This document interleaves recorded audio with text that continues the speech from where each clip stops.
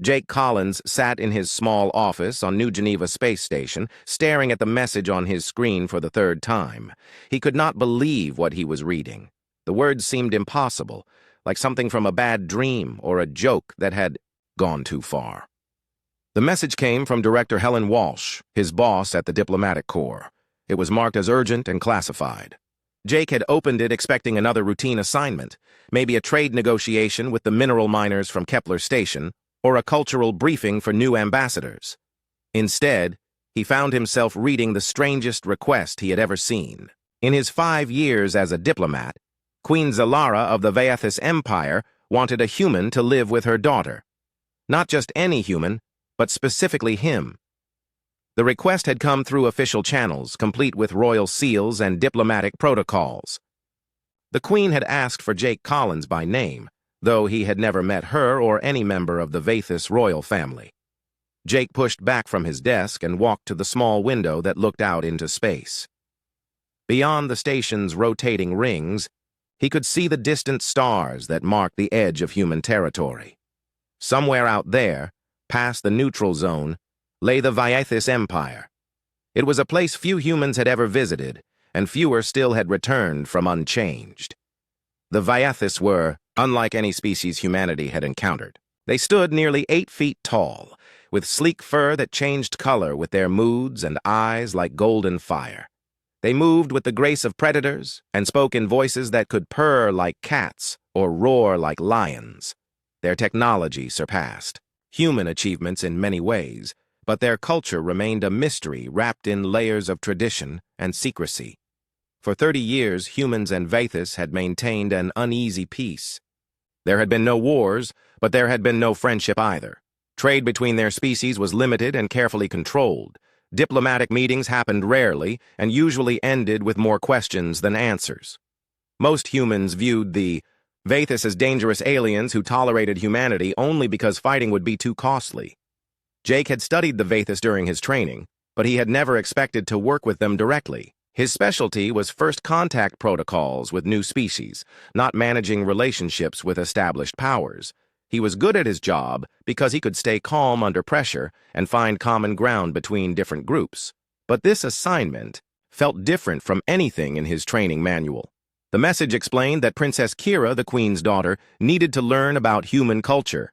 The official reason was something about understanding pack bonding and emotional resilience. The Queen believed that studying humans might help her daughter become a stronger leader. Jake would live in the royal palace for 6 months, teaching the princess about human ways and customs. It sounded simple enough, but Jake knew nothing was ever simple with the Vaethis. They were a species that valued strength above all else. Their society was built on competition and dominance. The idea that they would ask humans for help with leadership seemed wrong somehow. Humans were smaller, weaker, and had less advanced technology. What could they possibly teach a species of natural warriors? Jake returned to his desk and read the message again. This time he noticed the small note at the bottom, written in Director Walsh's personal code. It said that refusing this assignment was not an option. The future of human-Vaethis relations might depend on his success. If he failed, it could mean the end of peaceful contact between their species. The weight of responsibility settled on Jake's shoulders like a heavy blanket. He had joined the diplomatic corps to make a difference, to help build bridges between different worlds. But he had always imagined working with friendly species who wanted to cooperate. The Vaethis were not friendly. They were proud, dangerous, and completely unpredictable. Jake spent the rest of the day reading everything he could find about the Vaethis royal family. There was not much information available. Princess Kira was 24 years old by human standards. She was the only child of Queen Zalara and would normally be expected to inherit the throne. But recent reports suggested that the Vaethis Council had concerns about her fitness to rule. The reports were vague, using diplomatic language that said nothing while implying everything. They spoke of the princess being unsuitable for leadership, due to certain weaknesses in her character. In Vaethis culture, this could mean anything from cowardice in battle to showing mercy to enemies. Without meeting her, Jake could not know what sort of person she really was. 2 days later, Jake found himself aboard the transport ship New Horizon, heading for Vaethis space. The journey would take a week, giving him time to prepare for what might be the strangest assignment of his career. He had packed light, bringing only essential items and a collection of books about human history and culture that he thought might be useful for teaching. The other passengers on the ship gave him curious looks. It was rare for humans to travel into Vethys territory, and even rarer for someone to go alone. Jake tried to ignore their stares and focus on his preparation. He practiced speaking basic Vethys phrases and reviewed cultural protocols that might help him avoid accidentally insulting his hosts. As the ship crossed into Vethys space, Jake felt his nervousness growing. He had volunteered for dangerous assignments before, but this felt different. He was not just representing humanity in trade negotiations or cultural exchanges. He was about to live among aliens who could kill him with their bare hands if they decided he was a threat. The transport captain, an old spacer named Bill Murphy, found Jake in the observation lounge on their last night of travel. Murphy had been running cargo between human and alien worlds for 20 years. He had dealt with the Vethys before and understood their ways better than most humans. "You look nervous, son," Murphy said, settling into the chair next to Jake. "First time in Vethys space?" Jake nodded. "First time living with them.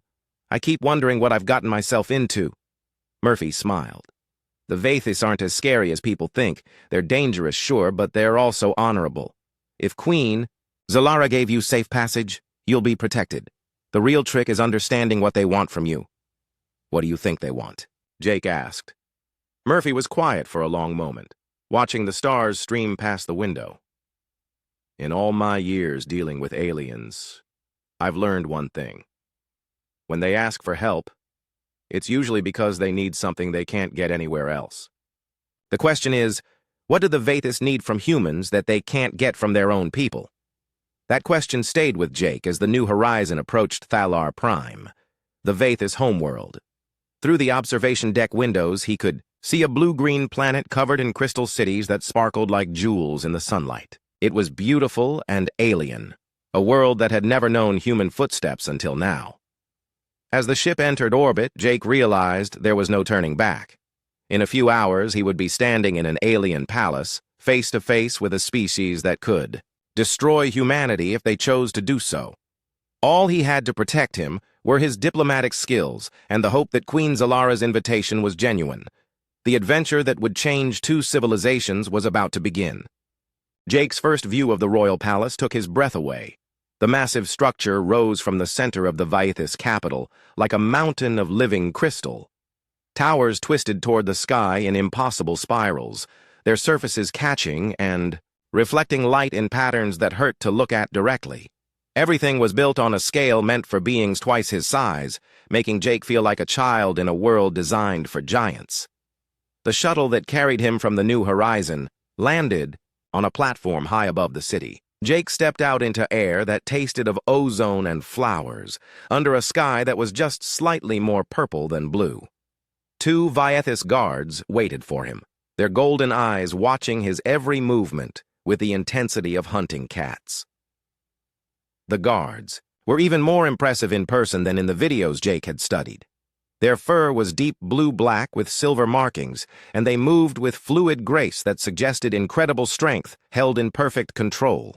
They wore armor that looked like it had been grown rather than forged, fitting their bodies like second skin. Neither guard spoke as they gestured for Jake to follow them into the palace. Walking through the crystal corridors was like moving through a living jewel. The walls pulsed with soft light that seemed to respond to the presence of the Vethys guards. Jake's footsteps echoed loudly in the vast spaces while the guards moved in complete silence. Everything around him whispered of power and ancient tradition, making him feel very small and very human. They passed other Vethys in the hallways, servants and courtiers who stopped their conversations to stare at the strange alien visitor. Jake could feel their curiosity and suspicion like physical weight pressing down on him. Some of the younger Vethys had never seen a human before, and they tracked his movement with the focused attention of predators evaluating potential prey. The throne room was a cathedral of light and crystal, with a ceiling so high it disappeared into shadows. Queen Zalara sat on a throne that seemed carved from a single enormous diamond, her presence filling the space with authority that needed no words. She was beautiful in the way that dangerous things are beautiful, with silver fur marked by patterns, that spoke of royal bloodlines and eyes like liquid gold. Jake approached the throne following the protocol he had memorized during his journey. He stopped at the prescribed distance, placed his hand over his heart in the human gesture of respect, and waited for permission to speak. Queen Zalara studied him for long minutes that felt like hours, her expression revealing nothing of her thoughts. "So you are the human who will teach my daughter strength," the queen said finally. Her voice was deep and melodious, with an accent that turned human words into something almost musical. "You are smaller than I expected." "Your Majesty honors me with this opportunity," Jake replied, using the formal phrases he had practiced. "I hope to serve both our peoples well." The queen's whiskers twitched in what might have been amusement. "We shall see, human Jake Collins. My daughter awaits you in the eastern wing. Do not disappoint me." The guards led Jake through more crystal corridors to a section of the palace that felt different from the rest. The walls here were warmer somehow, decorated with artwork that showed scenes of nature rather than conquest. The oppressive weight of royal authority was lighter in these halls, replaced by something that felt almost welcoming. They stopped before doors made of what looked like silver wood. One of the guards touched a panel beside the entrance, and the doors opened silently. Jake stepped through into a room that was unlike anything he had expected to find in a Vethys palace. The space was filled with books, not the crystal data storage devices that most advanced civilizations used, but actual physical books with paper pages and printed words. The shelves stretched from floor to ceiling, containing volumes in dozens of different languages from species across the galaxy. In the center of the room sat a figure bent over a desk, so absorbed in reading that she did not notice Jake's arrival. Princess Kira was smaller than her mother, though still taller than any human. Her fur was pale gold with darker markings around her face and hands. She wore simple clothes rather than royal robes, and her posture suggested someone more comfortable with books than with ceremonies. When she finally looked up from her reading, Jake saw intelligence in her golden eyes that surprised him.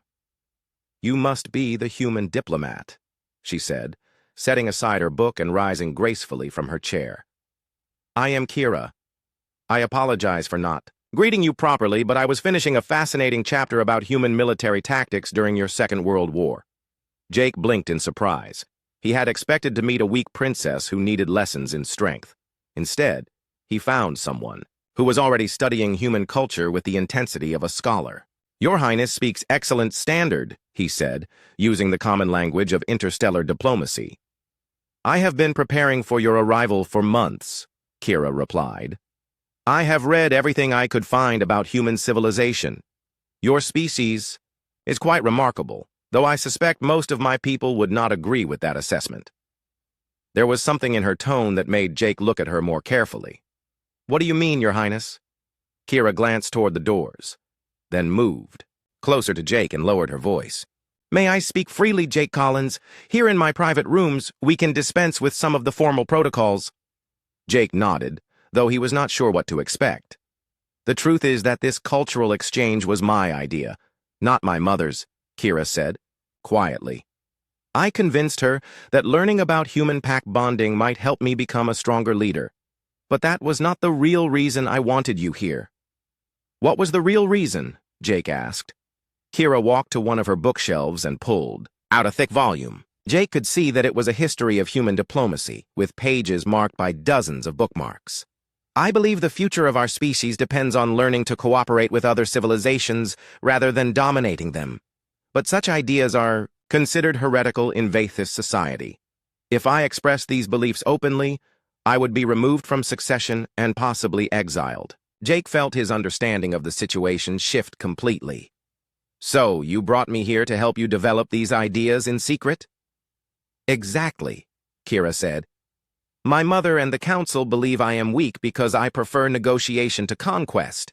They think studying humans will teach me to be more aggressive. Instead, I hope to learn how your species has managed to unite former enemies and create lasting alliances." Jake looked around the room again, seeing it with new eyes.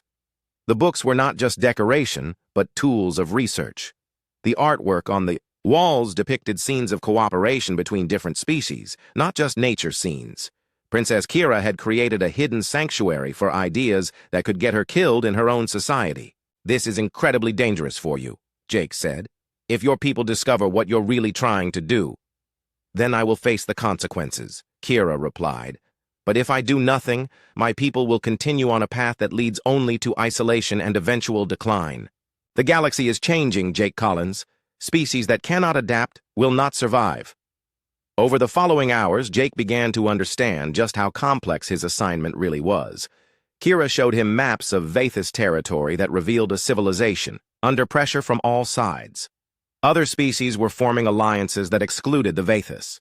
Trade relationships were deteriorating. The rigid military structure that had made them powerful was becoming a weakness in a galaxy that increasingly valued cooperation over conquest.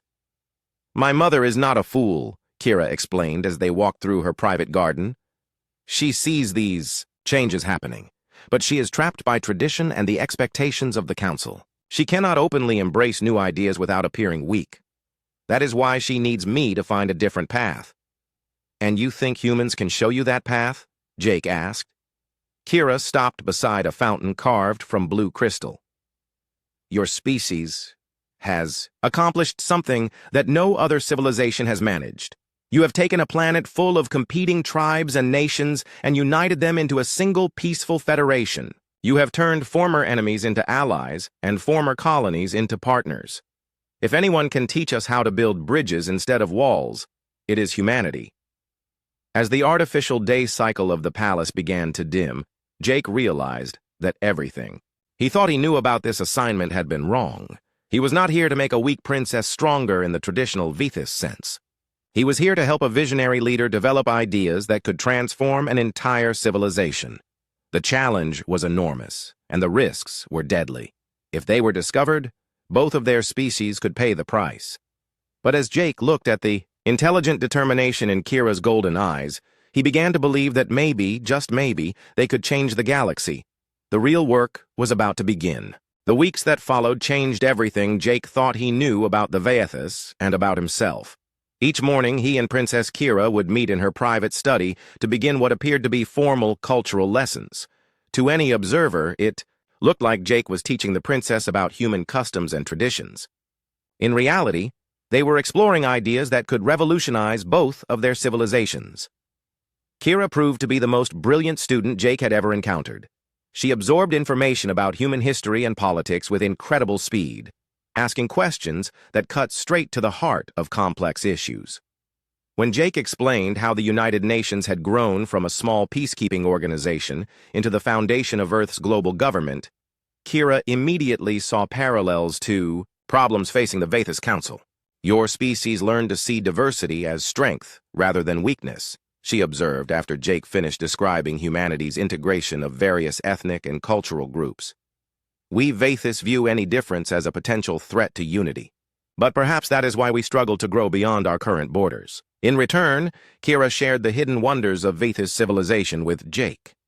She showed him biotechnology that could heal wounds in minutes and energy systems that drew power directly from planetary magnetic fields. The Vathis had achieved things that human science considered impossible, yet they remained trapped by social structures that prevented them from reaching their full potential. Their afternoon walks through the palace became Jake's favorite part of each day. The massive structure was like a living museum, filled with artifacts from thousands of years of Vathis history. Kira knew the story behind every sculpture and painting, and she shared these tales with the enthusiasm of someone who truly loved learning.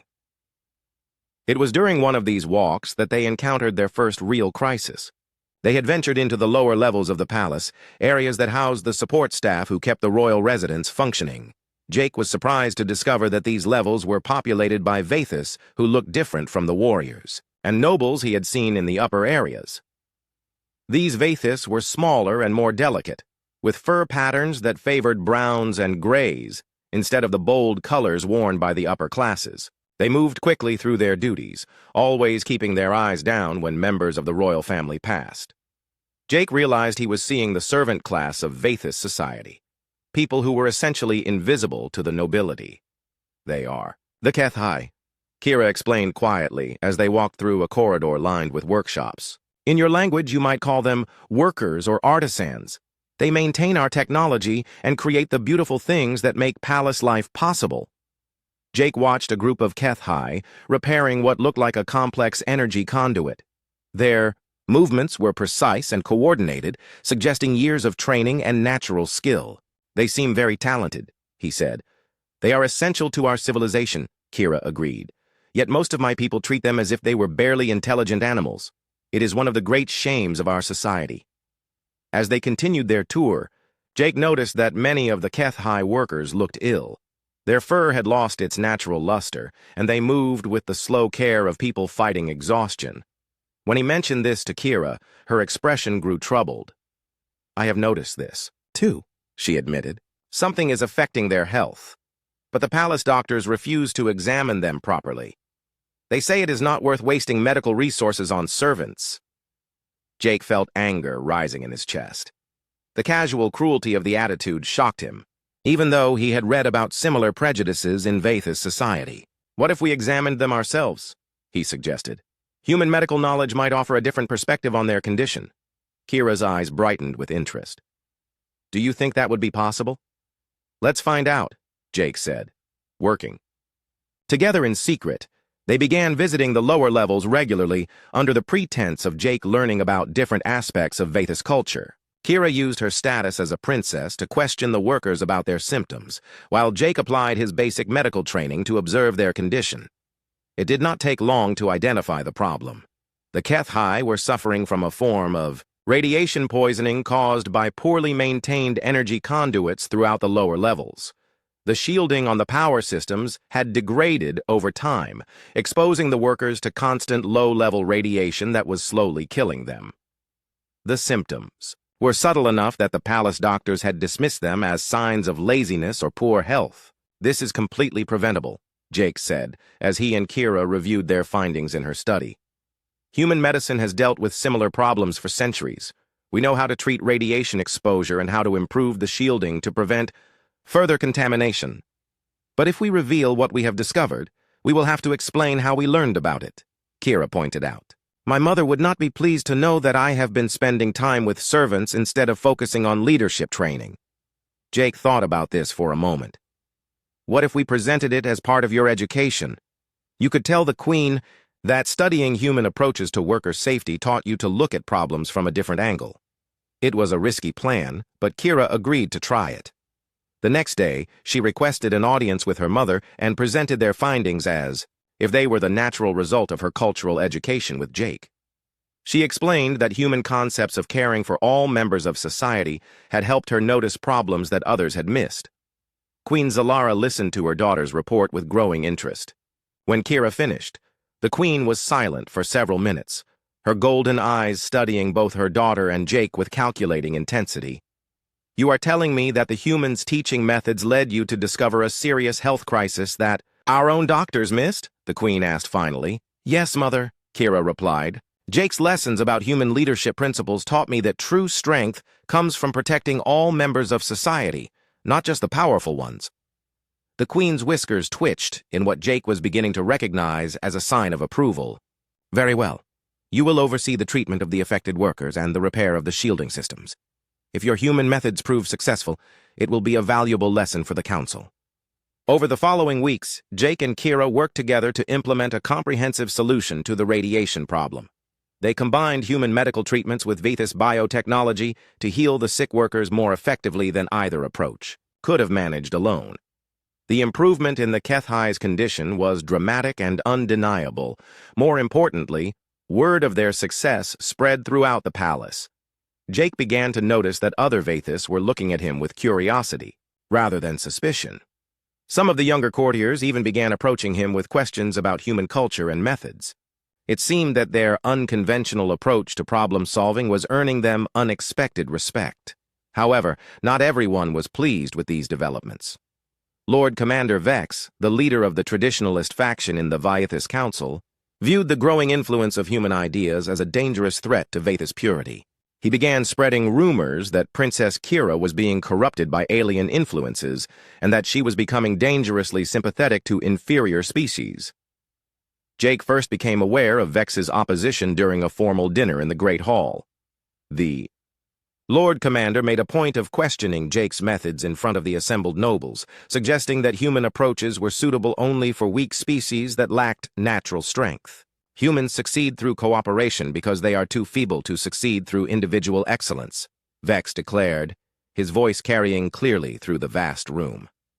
Such methods are inappropriate for a warrior race like the Vathis. Jake felt the attention of the entire hall focus on him like a spotlight. He knew that his response would be crucial not just for his own safety, but for the future of the cultural exchange program. He chose his words carefully, drawing on everything he had learned about Vathis culture. Lord Commander Vex speaks truly. About human physical limitations, Jake said, rising from his seat with respectful dignity. We are indeed smaller and weaker than your people, but perhaps that is exactly why our methods might be valuable to study. When you cannot rely on individual strength alone, you must develop other forms of power. The question is whether such power might be useful even to those who are already strong. It was a diplomatic answer that acknowledged Vathis' superiority, while subtly suggesting that their current methods might not be sufficient for future challenges. Jake could see approval in some faces around the hall, but Lord Commander Vex's expression remained hostile. That night, as Jake walked back to his quarters, he was intercepted by Captain Rex, one of the palace guards who had escorted him during his first day. Rex was younger than most of the guards, with bright amber eyes that suggested quick intelligence. The humans should be careful, Rex said quietly, glancing around to make sure they were alone. Lord Commander Vex has many followers who believe alien influence weakens Vathis' strength. Some of them think you are a threat that should be eliminated. Jake felt a chill run down his spine. Thank you for the warning, Captain. I'll be more cautious. It is not just you who... The announcement came without warning during the morning meal in the Great Hall. Queen Zalara rose from her throne-like chair at the head of the royal table, her presence commanding instant silence from the assembled nobles and courtiers. Her golden eyes swept across the room before settling on her daughter. Princess Kira has made progress in her studies of leadership through the guidance of our human guest, the Queen declared, her voice carrying to every corner of the vast chamber. Now it is time for her to prove that these lessons have value, beyond the walls of this palace. Jake felt his stomach tighten with apprehension. He had been expecting some kind of test eventually, but the Queen's tone suggested this would be more serious than a simple examination of Kira's knowledge. A situation has arisen on the frontier world of KEF-7 that requires immediate diplomatic intervention, the Queen continued. Our colonists there are in conflict with the indigenous creatures of that world. Traditional methods have failed to resolve the crisis. Princess Kira will lead a diplomatic mission to find a peaceful solution. She will have 7 days to succeed, before military forces intervene to protect our people. The hall erupted in surprised murmurs. Jake could see the shock on many faces, including Lord Commander Vex, who looked as if he had just swallowed something extremely unpleasant. It was highly unusual for an untested princess to be given such a critical mission, especially one involving potential combat situations. Furthermore, Queen Zalara added, raising her voice to quiet the discussions, the human Jake Collins will accompany the princess as her advisor. This will allow us to evaluate the true worth of human diplomatic methods under real conditions. Jake's heart began racing. He had studied reports about KEF-7 during his preparation for this assignment. It was a resource-rich world on the edge of Vathis space, valuable for its rare mineral deposits, but dangerous because of its hostile environment and mysterious native life forms. If the colonists were in serious conflict with indigenous creatures, the situation could be extremely dangerous for everyone involved. After the formal announcement, Jake and Kira met in her private study to discuss the mission. Kira's expression was troubled, but there was determination in her golden eyes that Jake had not seen before. This is not a coincidence, she said as soon as the door closed behind them. My mother has been planning this test for weeks, possibly months. She wants to see if the ideas we have been developing can work under extreme pressure. What do you know about the situation on KEF-7? Jake asked. Kira activated a holographic display that showed detailed maps and reports from the frontier world. The official reports say that our colonists are being attacked by primitive creatures that the survey teams failed to identify properly. The military recommends solving the problem by eliminating the indigenous life forms entirely. Jake studied the holographic images of KEF-7. It was a beautiful world, covered in vast forests and crystal formations that looked like natural cathedrals. The colonist settlements were small clusters of buildings surrounded by defensive barriers, suggesting they were under constant threat. "But you don't think the official reports tell the whole story?" Jake said, reading the doubt in Kira's expression. "The survey data troubles me," she admitted. "The creatures they describe as primitive show signs of organized behavior and complex social structures. Some of the attack patterns suggest tactical thinking rather than animal instinct. I suspect we are dealing with intelligent beings, not simple predators." If Kira was right, the situation on KEF-7 was even more complicated than it appeared. Fighting intelligent natives would be very different from defending against animal attacks. It would also create serious moral questions about the right of colonists to claim territory that might already belong to another sapient species. They spent the next 2 days preparing for the mission, studying everything they could find about KEF-7 and developing strategies for different scenarios they might encounter. Jake shared human experiences with first contact situations and conflict resolution, while Kira researched Vathis protocols for dealing with unknown species. The journey to KEF-7 aboard the military transport Talon's Edge took 3 days. Jake was surprised to discover that their escort included a small unit of Lord Commander Vex's personal guards, led by a grim warrior named Captain Thane. The presence of traditionalist soldiers on what was supposed to be a diplomatic mission made Jake suspicious, but he kept his concerns to himself. KEF-7 was even more beautiful from orbit than the holographic displays had suggested.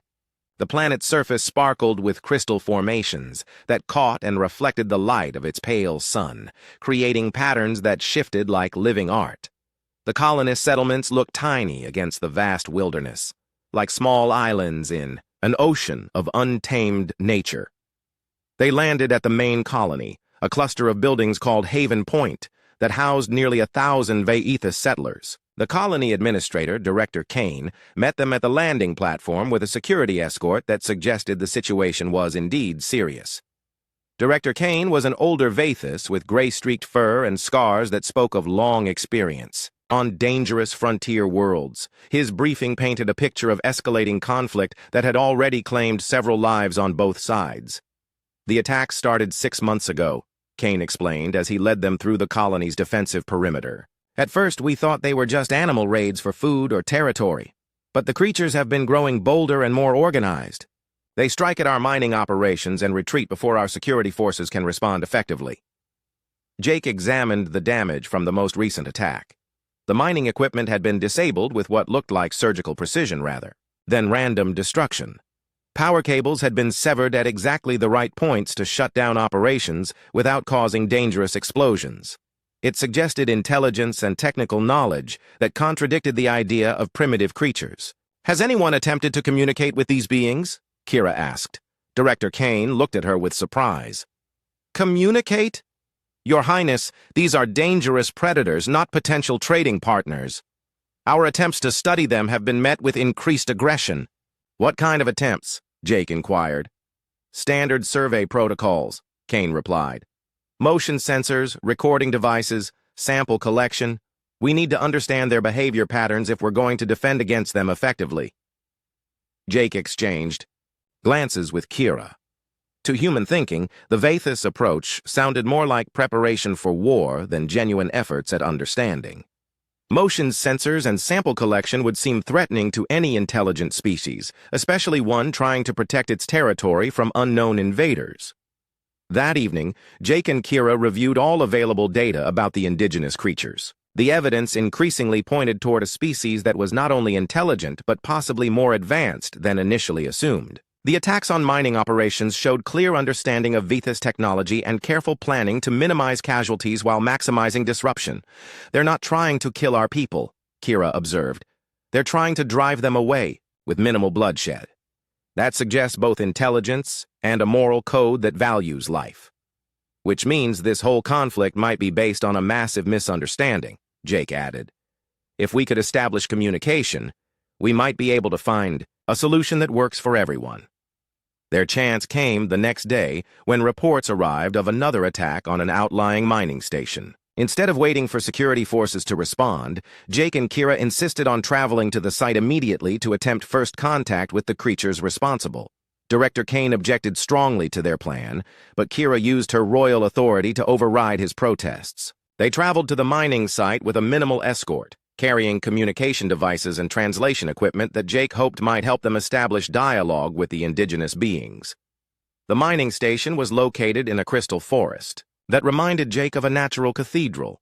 Towering formations of living rock created chambers and passages that sparkled with their own inner light. It was a place of incredible beauty, and Jake could understand why any intelligent species would want to protect it from industrial development. They found the creatures at the heart of the crystal forest, in a clearing where the formations created natural acoustics that amplified sound. The beings were unlike anything Jake had seen before, tall and graceful with crystalline structures growing from their bodies that seemed to resonate with the surrounding formations. They moved in patterns that suggested complex communication through sound and vibration. "They're not attacking," Kira whispered as they watched the creatures from a safe distance. "They're singing." Jake realized she was right. The sounds the creatures were making had rhythm and melody, like a form,